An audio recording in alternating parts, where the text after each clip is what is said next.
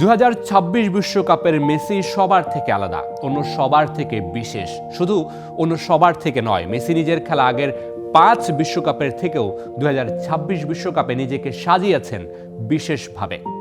2026 বিশ্বকাপে লিওনেল মেসিকে আলাদা করে তুলেছে শুধু গোল নয়, তার খেলার ধরন, সিদ্ধান্ত নেওয়ার ক্ষমতা এবং বড় ম্যাচে প্রভাব ফেলা। প্রথম 2 ম্যাচে মেসির 5 গোলের বিশ্লেষণ দেখলে সেটি অনেকটাই পরিষ্কার হয়ে যায়। আলজেরিয়ার বিপক্ষে মেসির 3 গোল ছিল 3 রকম শিল্প। প্রথম গোলে মেসি জোর দিয়েছেন স্পেস রিকগনিশনে। 17 মিনিটে রদ্রিগো ডি পলের থ্রু বল পাওয়ার আগেই মেসি আলজেরিয়ার 2 সেন্টার ব্যাকের মাঝখানের ফাঁকাটি দেখে ফেলেন। ডিফেন্ডাররা যখন এক মুহূর্তের জন্য লাইনের সমন্বয় হারায়, তখনই তিনি টাইমিং মিলিয়ে দৌড় দেন। বল নিয়ন্ত্রণ করে এক টাচেই গোলকিপারকে পরাস্ত করেন। এটি ছিল গতির নয়, টাইমিং ও পজিশনিং এর গোল। দ্বিতীয় গোলে ছিল ডিসিশন মেকিং এর উপর জোর।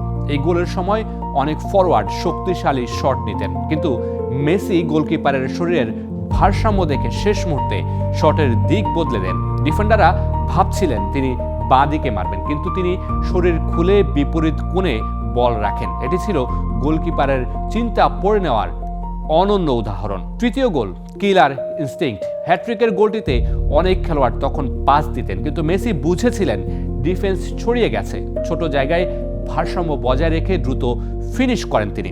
3টি গোলই এসেছে 3 ধরনের দক্ষতা থেকে: পজিশনিং, সিদ্ধান্ত নেওয়া এবং ক্লিনিক্যাল ফিনিশিং। এবার একটু অস্ট্রিয়া ম্যাচে চোখ রাখা যাক।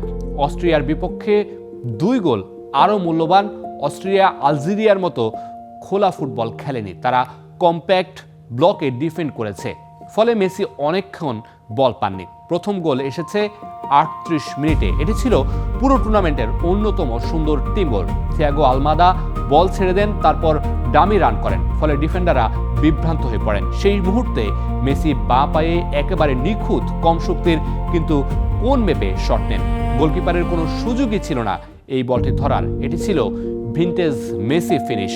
গোলের আগের মুহূর্তটায় মেসি নিজেকে হোল্ড করেছিলেন, অপেক্ষা করছিলেন ডিফেন্ডারদের মুভমেন্ট পরিবর্তনের। দ্রুত গতিতে নয়, সময় নিয়ে ডি বক্সের কাছাকাছি গিয়ে শট নিয়েছিলেন।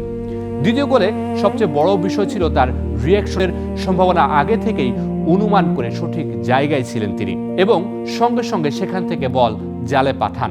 95 মিনিটেও তার মনোযোগ 1 সেকেন্ডের জন্য নষ্ট হয়নি। 2026 বিশ্বকাপে মেসি কেন আলাদা? Walking genius. তিনি অনেক সময় হাঁটেন, অনেকে এটাকে দুর্বলতা ভাবেন। আসলে হাঁটার সময় তিনি প্রতিপক্ষের ডিফেন্স পর্যবেক্ষণ করেন, কোথায় ফাঁকা তৈরি হচ্ছে, কে পজিশন ছাড়ছে, কোন ডিফেন্ডার ক্লান্ত। তারপর একবারেই দৌড় দেন, কিন্তু সেই দৌড়েই ম্যাচের মোড় ঘুরিয়ে দেন। এক পরিসংখ্যান বলছে আলজেরিয়া ম্যাচে মেসি মাঠে চলাফেরা করেছেন মাত্র 7 কিলোমিটারের কম। তার পজিশনের অন্য ফুটবলাররা সেখানে চলাফেরা করেছেন 9 কিলোমিটারেরও বেশি। তাতেই বোঝা যায় মেসি কম হেঁটেও মাঠে কিভাবে বেশি প্রভাব রাখছেন। 2022 বিশ্বকাপের মেসি আর 2026 বিশ্বকাপের মেসির মধ্যে পার্থক্য অনেক। 2022 বিশ্বকাপের মেসি মাঝ মাঠে নেমে বল রিসিভ করতেন, নিজেই আক্রমণ করতেন, বেশি ড্রিবল ও বল বহন করতেন, ডিফেন্স ভাঙতে ব্যক্তিগত দক্ষতার উপর বেশি নির্ভর করতেন। কিন্তু 2026 বিশ্বকাপের মেসি মাঝ মাঠে কম নামছেন, বল ছাড়া চলাফেরায় বেশি গুরুত্ব দিচ্ছেন, অপ্রয়োজনীয় ড্রিবল প্রায় বাদ দিয়েছেন। একবার 2 টাচে আক্রমণ শেষ করছেন, শক্তি বাঁচিয়ে শেষ মুহূর্তে বিস্ফোরণ ঘটাচ্ছেন। মেসির 2026 বিশ্বকাপের প্রথম 2 ম্যাচের সবচেয়ে বড় বৈশিষ্ট্য হলো তিনি আর আগের মতো প্রতি মিনিটে বল নিয়ে দৌড়াচ্ছেন না, বরং তিনি পুরো ম্যাচ ম্যানিপুলেট করছেন।